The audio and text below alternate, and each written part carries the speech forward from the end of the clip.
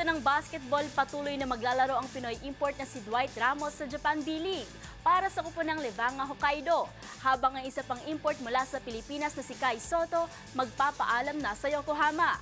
Narito ang buong detalye.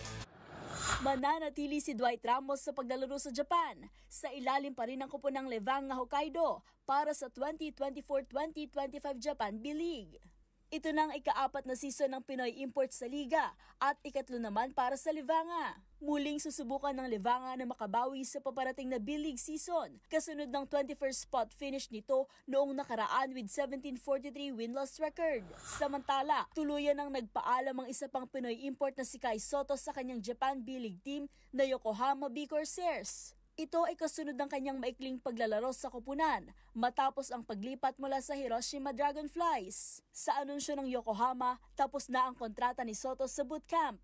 Parehong nagpakita ng magandang performance ang dalawang Pinoy imports. Sa nagdaang season, nakapagtala ang 25-year-old player na si Ramos ng average na 10.7 points, 3.8 rebounds at 2.4 assists.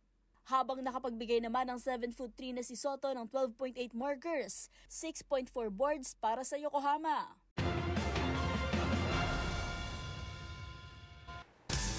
At yan ang mga latest updates sa mundo ng sports. Para sa MBC TV Network News, ito si Mili Borja, sama-sama tayo, Pilipino.